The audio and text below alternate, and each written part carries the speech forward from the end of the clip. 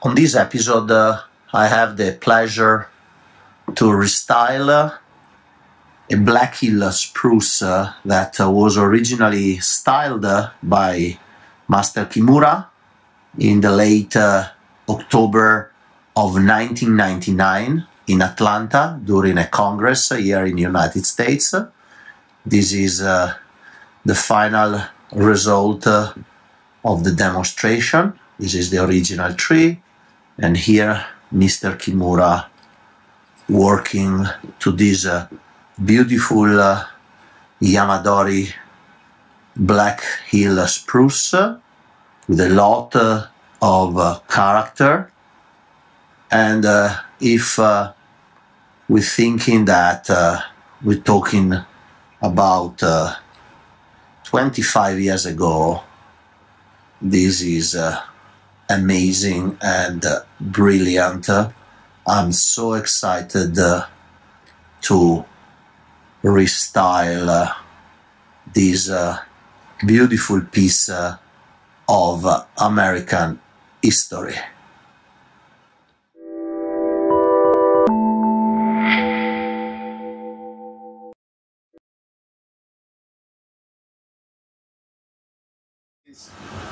Changed my life. And he always says that to students when he cuts off a major branch on their tree. He says, I'm going to change your life. But Mauro has changed my life because he introduced me to Zuma. And Zuma...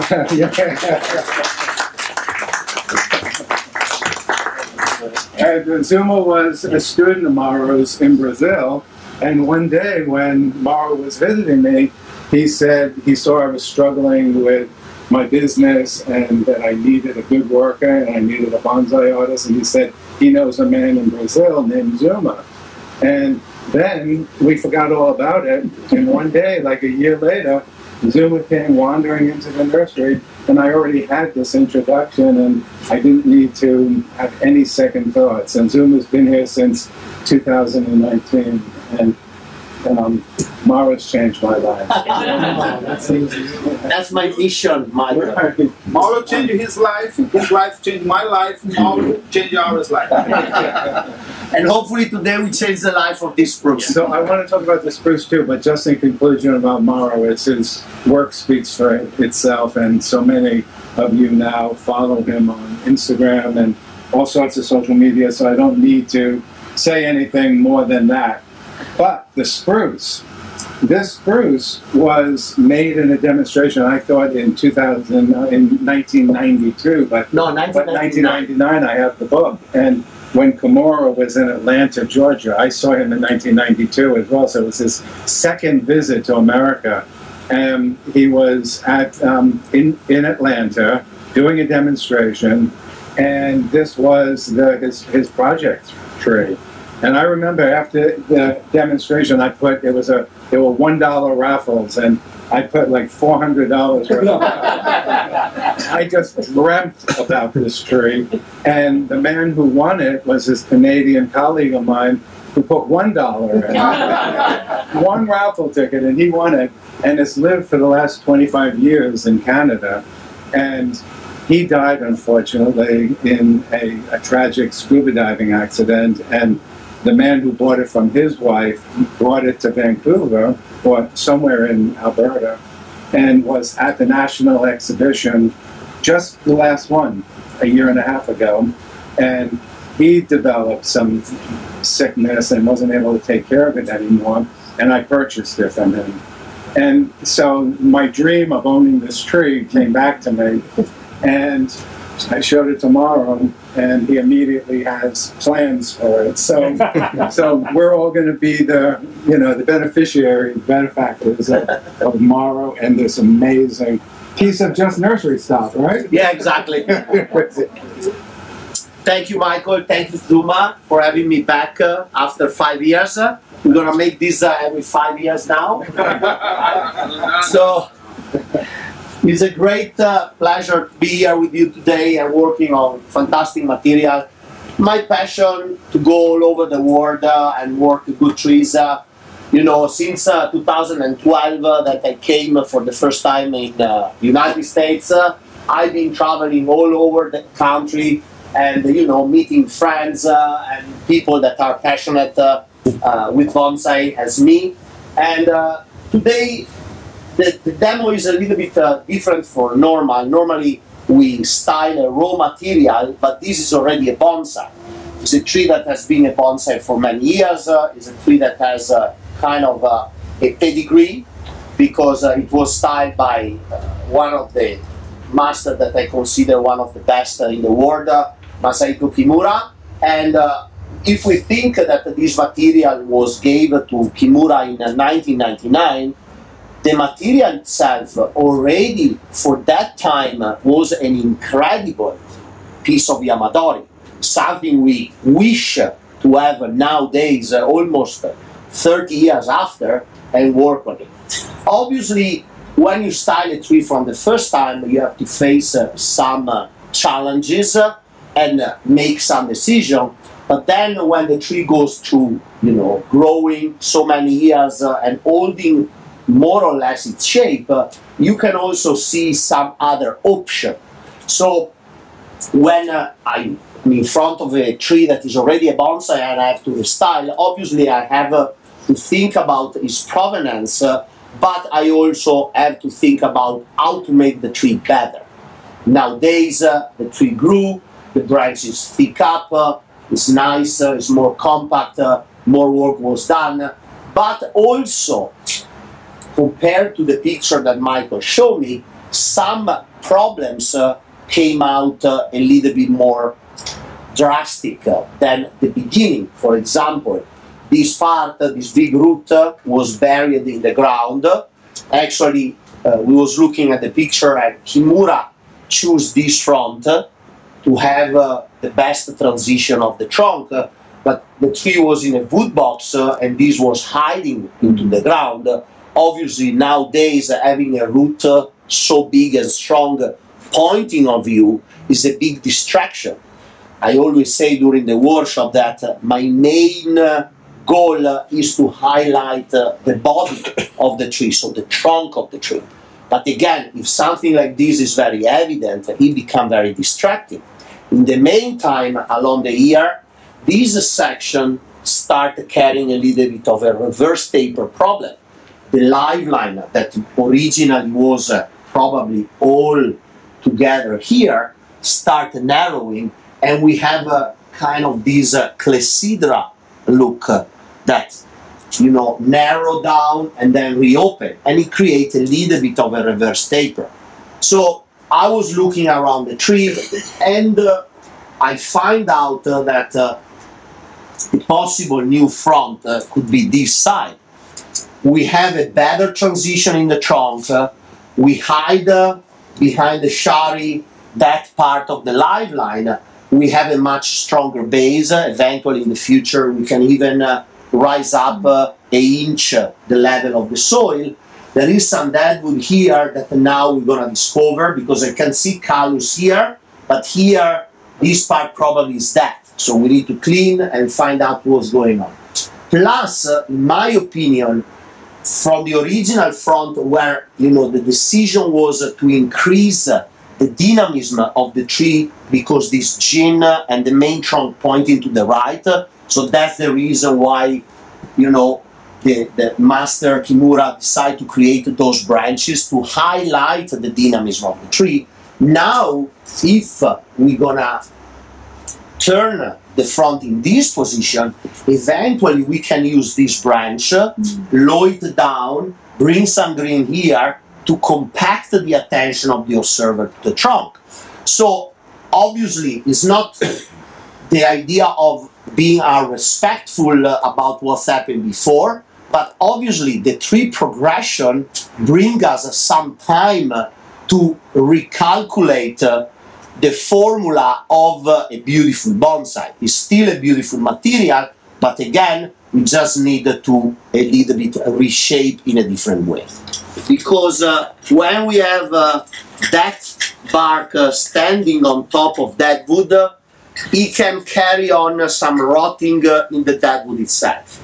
If a part of the tree, especially conifer, is dead, we want to remove the superficial bark because the moisture and the wood is not able to breathe, and eventually that part can start rotting, especially if a part is very connected to the ground. So here you can see I'm scratching the old bark. There is no living tissue of the wood, and we need to clean this section, okay? We need to understand, here we are. So we reach a point that is white, that probably you see is connected because there is a root here. So we need to go down and understand where is the living part and where is the dead part. The rooty bun is very useful to remove and scratch the dead bark when you do gin or you do shari. And this is a triple blade knife that I designed for a company in China that is making it. Actually, in the future, to make some advertisement, Michael will have some here. And it's a triple blade knife, so it's very useful to do shari. You can work as a normal knife, but also he has the 3 blade to mark the shari line, or from branches from inside outside to remove the bark. Very, very useful tool. So you see, this part is that for sure. Here we are. You can see here the line of the shari. So I always like to reach the living part. So basically what's happened, you reactivate the merismatic cell of the wood, and they will be willing to roll over and rebuild the callus. Otherwise, normally, if we leave the bark, as I said, that part starts decreasing, and the callus will go away from the part. Also, sometimes a good thing, especially on spruce and larches, if they have dead wood and we fertilize pretty aggressively, they will callus over because they want to basically protect themselves. They don't want dead wood to increase. They want to decrease the dead wood because they know eventually if this part will rot away, it's very problematic for the tree. As painting a wall, I want the lime sulfur to really penetrate. The other day I was working on a juniper there with a very kind of a transition. Obviously, at this point, the apex is totally in the back, and also what was used as a first branch, that was a lateral branch that from the back was bent towards the front. Let me turn the tree again. You see, this twist. So in bonsai, overall, and you know, every house bonsai artist more or less use the same aesthetic principle. When you have the body of the tree and you want to focus the attention of the observer to the body, the simplest way is to have right and left lower branches pointing slightly to the observer, because you bring the attention to the observer to the body. And this is what you can see on this tree. These branches rolling around, these branches rolling around, and they bring the attention here. So now that the idea is to move the front here, obviously this branch is going against it. It's saying, don't look at me. So obviously we have to remove this branch and use another branch. Obviously, we have to use another branch from the right side and the left side to create again that feeling and bring the attention to the trunk. So, you know, when you do, I mean, I started bonsai when I was 14. And I did bonsai obsessively, and now I'm 47, 46 years old. So it's been more than 30 years of doing bonsai every day. Even when I was at school, then I went to university, I became an architect, but still bonsai was an everyday passion for me. And obviously, living in the middle of the mountain and collecting trees like this, where most of the time you have with one branch to be able to create a bonsai, really developed in myself this vision that all of a sudden I know where I have to focus my attention, and where I have to bring my energy in terms of work to transform the piece of material into a bonsai. It's kind of an instinct. Why? It's not because it came like a miracle from one day to another, to understand which one are the aesthetical rules that the architect was able to, and I did the same with architecture. So that helped me a lot to be able to really vision the tree into the bush. Are you ready, Michael? Yeah, I'm ready. Yeah. Oh my goodness. There it is. Come on. It looks better from here already. It really does.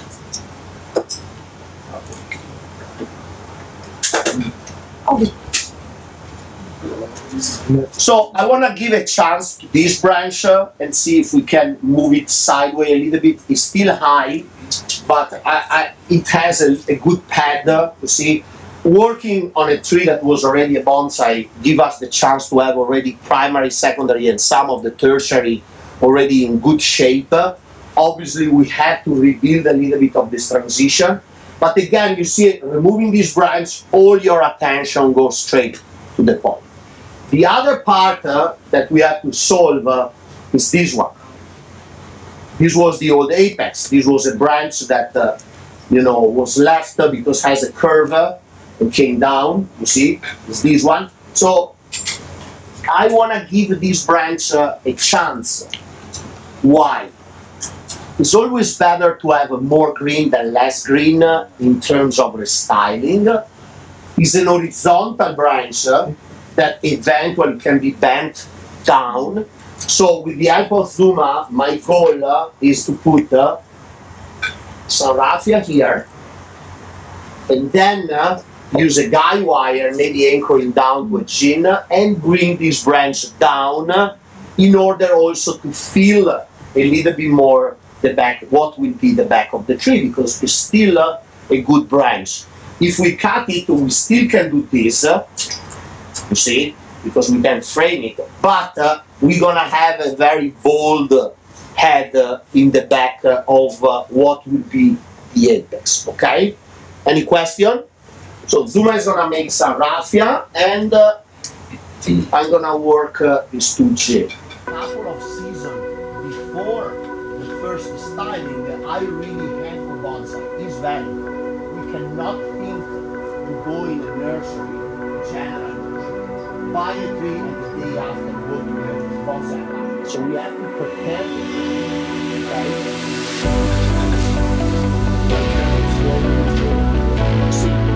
So it's a question of strategy. It's difficult. So Zuma put the raffia with the plastic tape. Now we're gonna go around the gin with a piece of wire, and the two half will go up on the branch. So we create a good cage to protect the fiber of the wood by breaking while we do the bend, okay?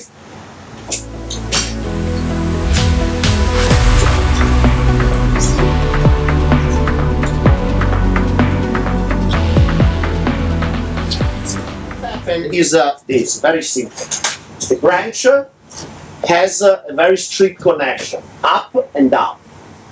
When I'm planning to do a big bend, I want this fiber to stretch and this fiber to compress.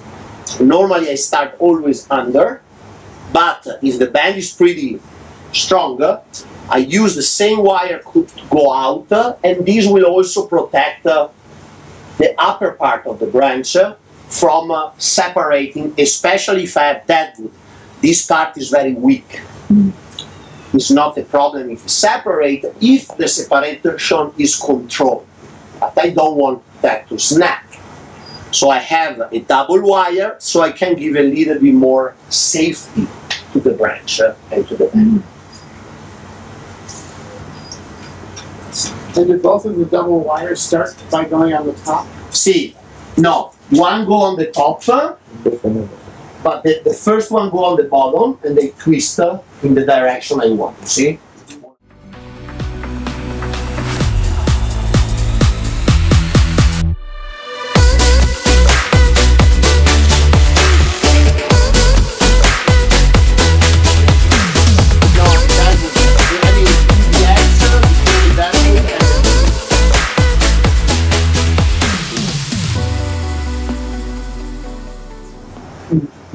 Okay, let's release.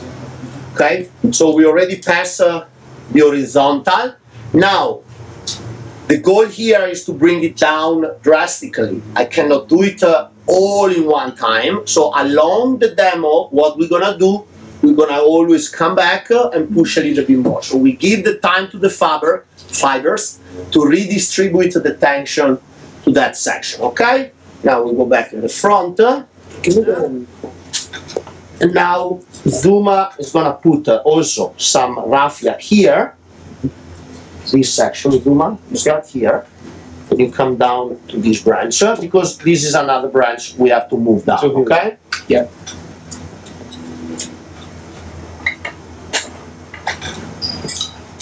What I want to do, I want to be able to move this branch behind the curb. Because now the problem, I want to get that effect of the branches welcoming the observer. This part, even if I go, so you see we want to move this one backwards. I want to actually try to do it without wire, put these two behind this curve. And then I'm going to have the branch.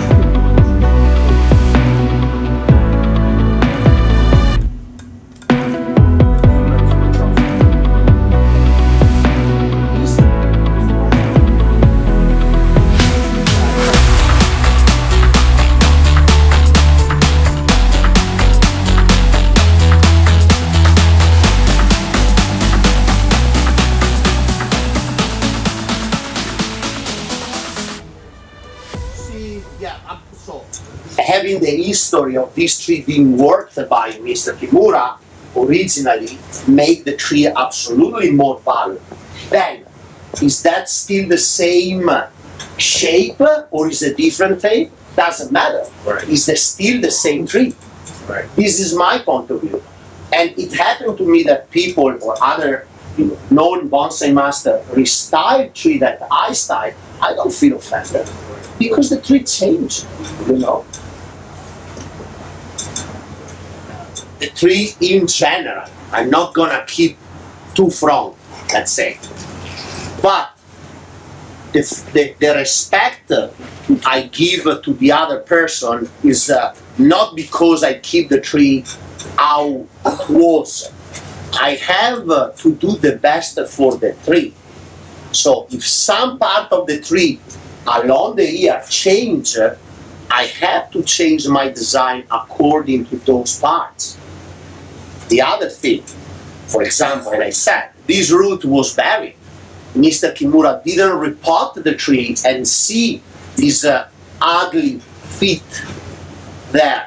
Because eventually, if he would have seen it, maybe he would have chosen the other front. But at that time, that part was buried in the ground.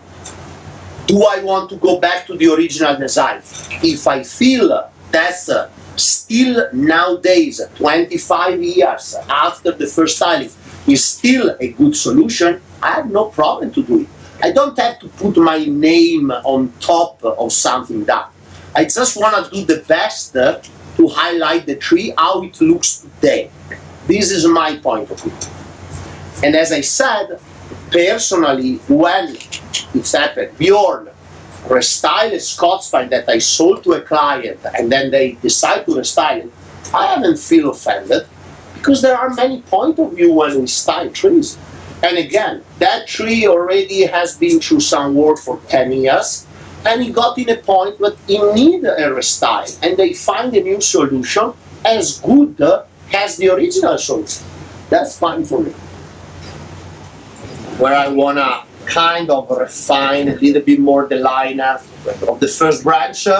When I style spruce, I don't go crazy as I do for pines or juniper to try to wire everything because I know the tree is not going to like it. So I prefer to realign some lines and then using the scissor cut whatever is not in the line that need to be, because the goal on a spruce in the long range is with good pinching in spring, you're gonna get kind of very nice and compact pad because the tree is gonna go short. So this tree, you can see the guys, I don't know, you got it last spring? So you got the tree last spring, fertilized well, the tree grew, build up energy. I don't want to prune it back because I want still that energy to flow. And eventually next spring, they can start pinching and reselecting to get these pads more full, okay? When the season starts, I use Aliette, that is a fungicide systemic, is based on fuscetyl aluminum, and is very good to protect our trees from most of the range of fungal infection. I always advise people to use it as a prevention before the growing season starts, especially in places like here or back home that you can have a spring or even autumn that is very wet. This can carry a lot of spore of fungal disease. So it's better to kind of protect our trees before the growing season starts. Normally, my strategy is when we go out of winter and we're not having more negative temperature. So for you, let's say under 30, what is 0 is 32? 32. So when you don't get more lower temperature than 32, I start spraying. I do 2 or 3 treatments with different active principle to cover for most of the disease, and then I'm set to have the time to fight back. Yeah, so everything is about the tree. If a weak tree will always get the disease. So in a sense, you go what? You go every week for a month. See, but with different, every week for a month, preventive with different active principles. Yeah. Okay. So you basically don't overdose the same active principle. That's basically my strategy. To a confined environment is stressful for the tree. The tree is inside here. When it's hot, it's too hot. When it's cold, it's too cold. It's a total different, way of growing in nature. So we need to be careful on not overstress the tree, because otherwise the tree is not able to protect itself. Most of the time, when I have a tree that is affected by any fungal issue, normally, what I do, I transition the tree in a bigger container. Because if you allow the roots to grow, the tree is going to build up energy. If you keep the tree in the same container, normally small container or smaller container, the tree is not able to build up energy and is not able to fight back. You can help him with some fungicide, but if the tree not react, it's going to go down the hill anyway. So what I see, if I see a fungal infection, what I take the tree, I sleep pot, bigger container, wood box, whatever, and spray. Normally that works much better than keep the tree in the container. With the trunk, the branch coming from a position where your eyes expect, that is the outer part of a curve, to give this illusion, and coming over the dead wood to bring the attention to this first, let's say, focal point of the tree. Now, Zuma did the protection here. What we're going to do, again, we're going to put a piece of wire. It's pretty stiff, but I think we can force it well. And then, before doing that, I want to push a little bit more the back. So, Zuma, let's try to push this down a little bit more.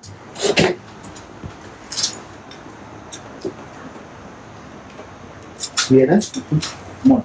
Ponele, and behind, please, and hold the pot, because it tends to turn.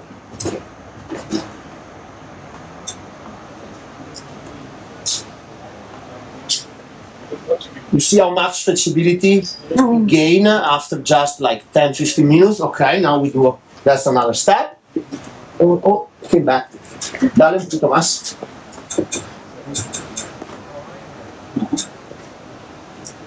Little trick when I bend, you can see I try also to twist the branch. Twisting, I can kind of release the fibers and don't build up too much tension in one point, but move the tension along the fibers. And it's too risky.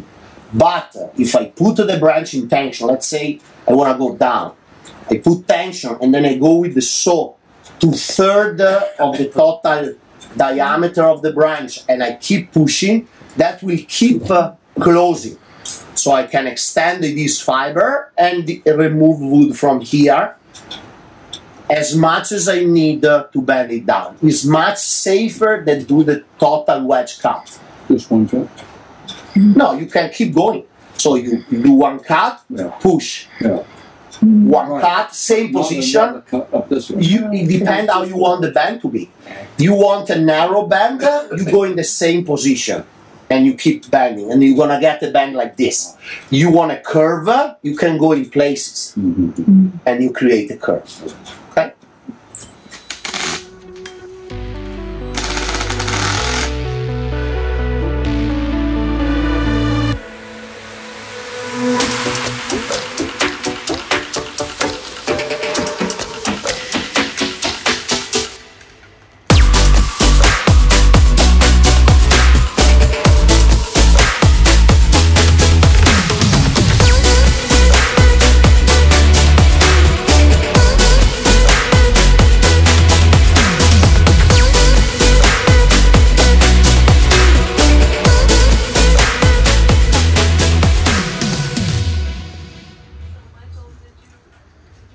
Now Zuma is going to wire and create a nice pad towards the front.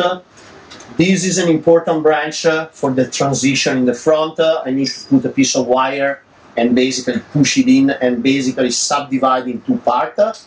We already start lifting up the future apex because I need to create as much distance as possible here to be able to create my triangle. We are still pushing down the branches in the back, but more or less the structure is coming together, okay? Now we have to refine a little bit the lines. It's a solid part that is pushing the part of the branch that I want, that is actually this section. Then I put another one here to move this one back because it was too much forward. Now what I want forward is this little one to create a little pad here. For that thing that I said, I want a branch to focus, you see? Here and here they have to bring the attention of the observer inside. Okay. It all changes, I mean, there are many techniques, there is not a right or a wrong one. For example, here when I go directly to the Woth, I put a tubing just to protect. Again, it's a conifer, it's not problem if the wire bites in or the guy wire bites in, because the moment we take it off, the tree is gonna re-heal very fast. And you'd be more worried about that with like a deciduous? See, I'm more worried always about being able to control the tension rather than have a little bit of a scar after all. Okay. And the deadwood is sometimes very confusing, especially in terms of lines. You have lines going one direction, one in another, and they contrast, or they have, you know, deadwood that open and then get back together. So you want to try to avoid this confusion because overall you want a simple design to be able to be captured by the eyes of the observer. If you do something too much complicated, it will be very confusing and very distracting. So it happened that I have to reduce a piece of deadwood. Generally, my ratio is if I have a natural deadwood, I try to preserve it as much as I can, and if I have to touch it, I don't do it with electrical tools, because you could never match the aesthetic of a piece of deadwood done with electrical tools with a natural deadwood. If I have a long zine and I want to break it down, I prefer to do by manual tools and then let it age. If I have a big stump, that's different. A big stump, you have to use electrical tools, but normally is by itself, so you don't have to match with any other part. Or if you have a part of that is original, and then you have to bring out some unnatural deadwood, it's better to use that part as an example. So you can, for example, mimic the pattern of some part. You see how the breaking happens, so you have to do it, and it has to be as similar as possible. I normally don't do much that.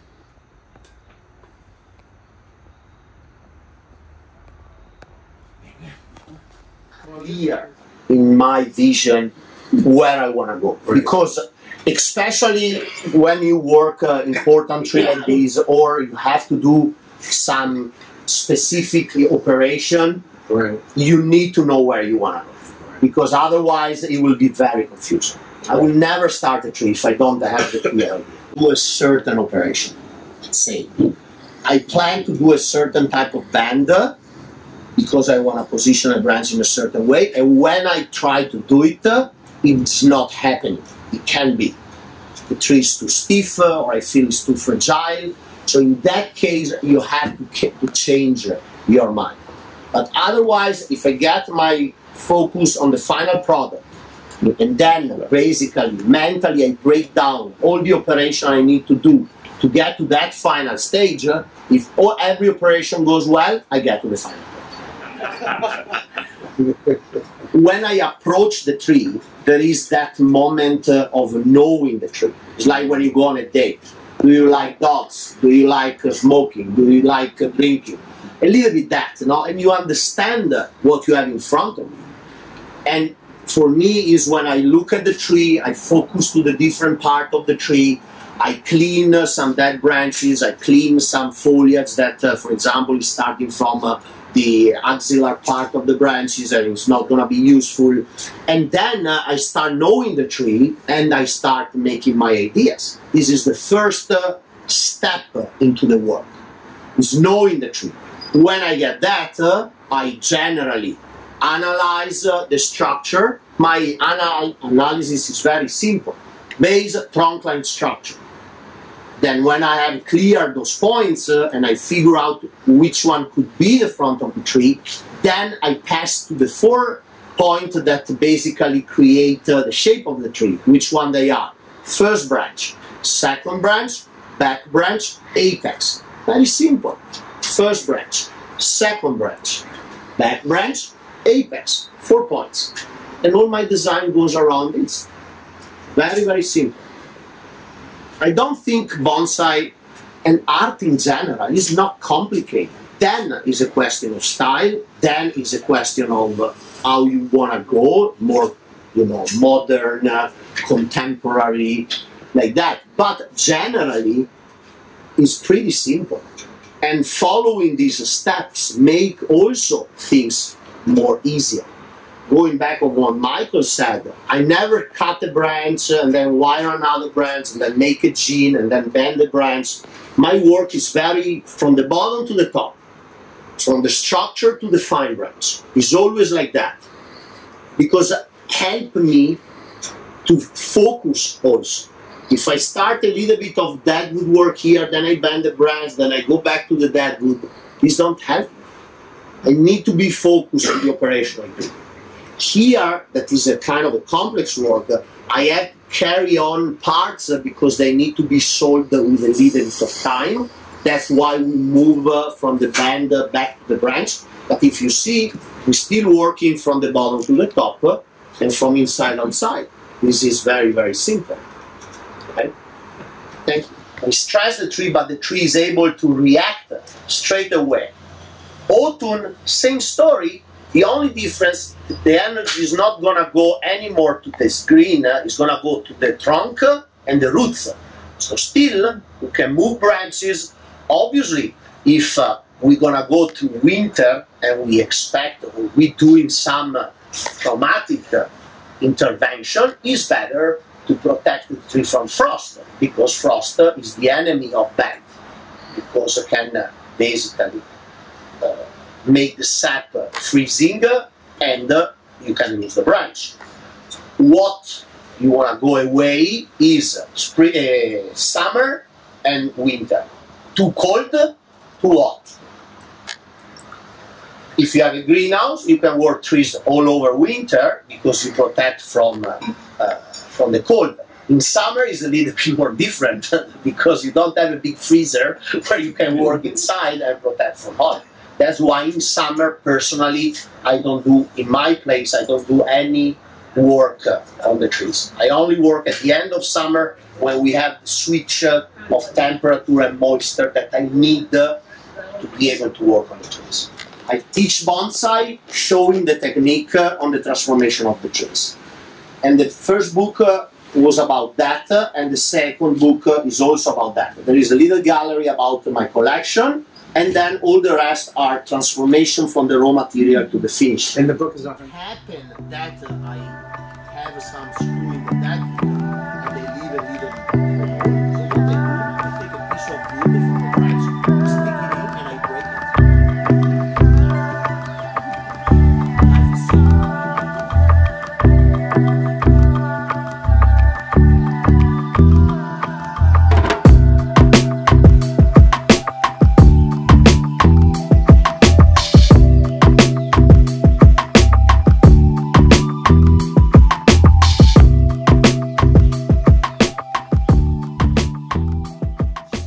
When I have my pad flat, the next operation in spring will be when the tree is gonna push out the new growth and it's still immature, that means it's soft, you pinch it. You pinch it out and you break it. Doing that, basically you give a message to the tree, and the tree is gonna go back in any junction and bud.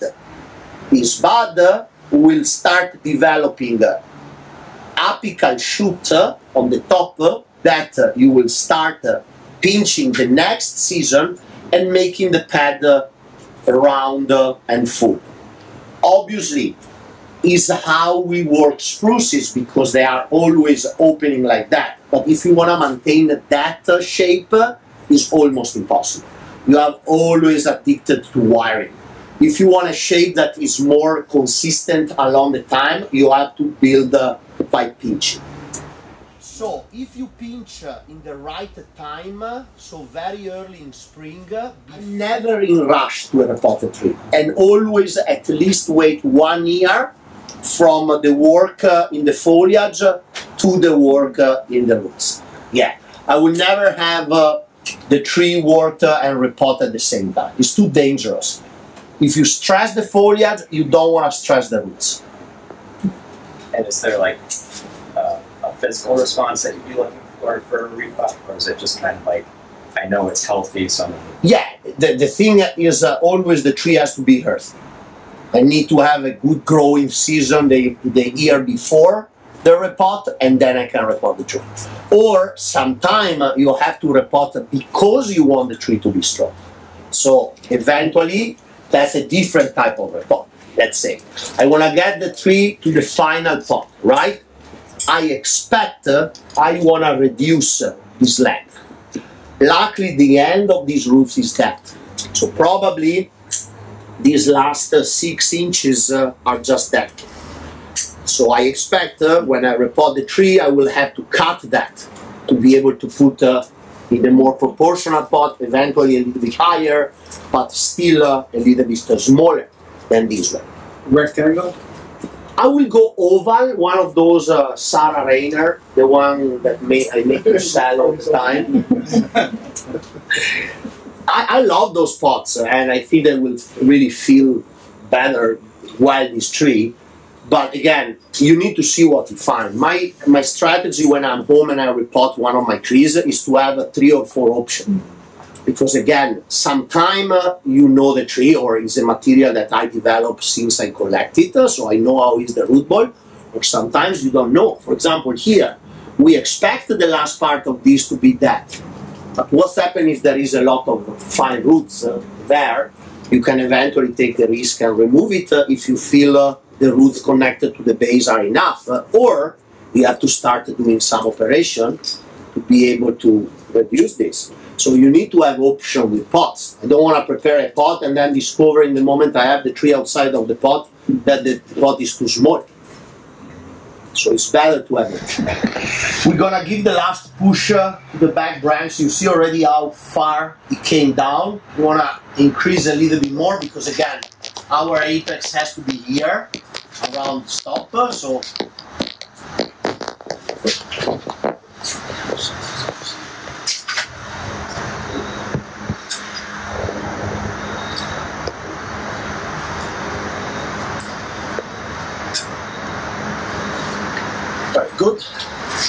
You see, what was the original apex now it became a back branch, and we have a higher foliage from the other part. So now we can start working on this section.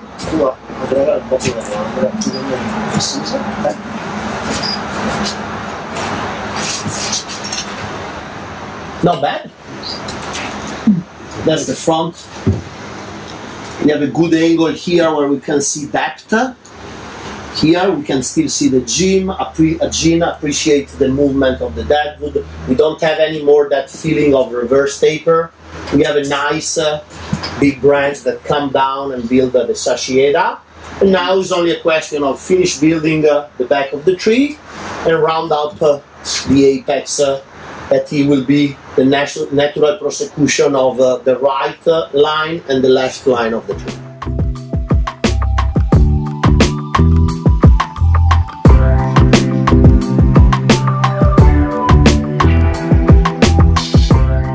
Hot and then cold and then hot and then cold, or cold wind that can affect the branches.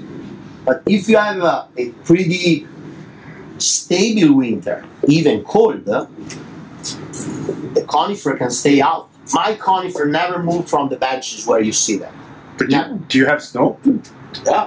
What I do, for example, so on a mature tree, the snow is not a big deal because the snow, and then my worker goes with a little stick and take the snow out. Or if the snow is very soft, we use a blower from far away, obviously, and you blow away the snow. But we have snow eventually for a feet max twice during winter, not more than twice. So it's a mild winter. Sorry? It's a very mild No, winter. it's not mild, it's cold. Because we have a minus... Compared to us, it's very mild. Compared to you, probably, yes. The lowest temperature is minus 10 Celsius, minus 14 Celsius, let's say. So, yeah, probably. Shape is coming up and looking good. I like to see these branches going down, showing the branch. Before, we don't have that feeling because all these long branches were away from the trunk. I like old trees with very narrow branches close to the trunk line. I also like that we kept these branches. You feel very well with this gene. They match well with the other gene of the trunk. It's kind of the characteristic of the tree. And now we start reaching the final shape. You think air in that branch you pull down on the right would be right there? Would be that between the trunk? Would it be better if there was air in there? So in the future you can separate a little bit. These would be not a problem. But now that I push it back and I put that screw, I'm fine with that. You know, we can always refine a little bit the position. What I like is these spot here between the twist of the trunk, the gene in the back that create that and the branch, because it feels and captures the eyes all there. It doesn't let you go away from the tree. I always like to stick the eyes of the observer to the tree, to the focal points. I can just see you waking up with a cup of coffee and finishing a tree before breakfast. It happens sometimes. Yeah.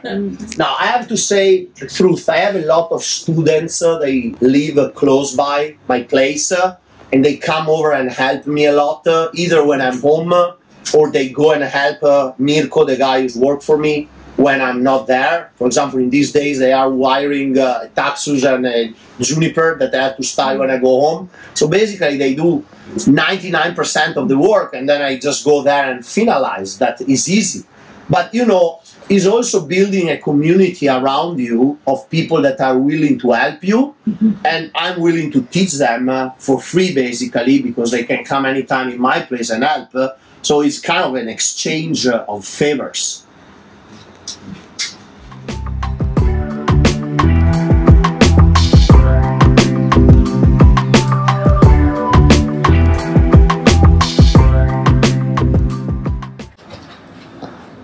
In the upper apical branches, there is so much strength in the dominant one that they also have inner buds.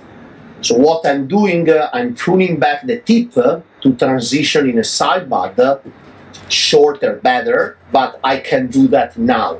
What I don't do is a shoot that has no back budding. I don't do this. Because as I said, in spring I'm gonna lose it and the tree eventually is gonna bud back here. So there is no sense to prune it. But if I have some shoot with back budding, like this guy, you see the buds there, you can prune it back. So I can also, you see, round up the apex. You see, I don't need to wire. They are going up and create my canopy like that. Finished?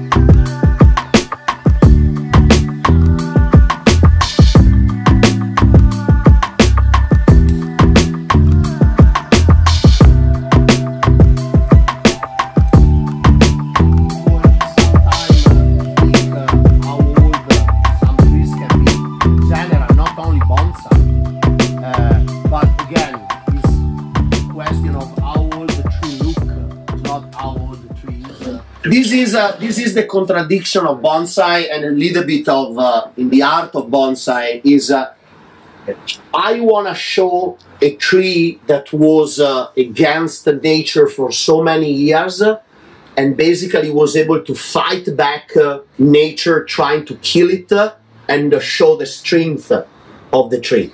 Some other artist is showing the tree in the last moment of his life when he's almost lost all his strength and is decreasing to the death.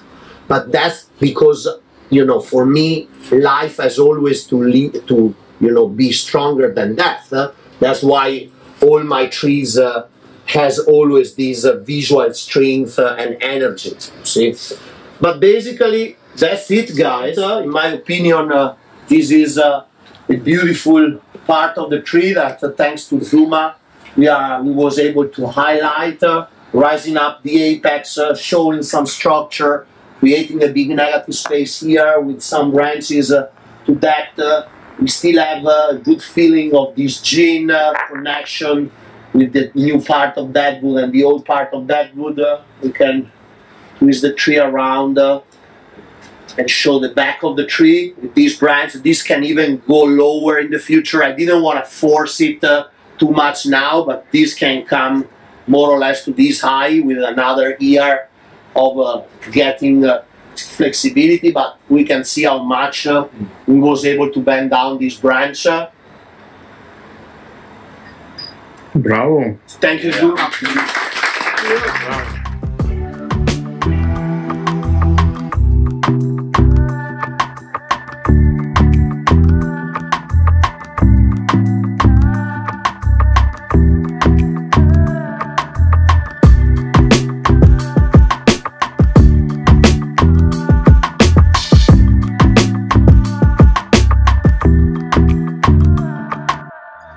Thank you so much for watching this video. I hope you enjoyed the transformation. I'm glad I was able to work on this incredible tree, and see you at the next.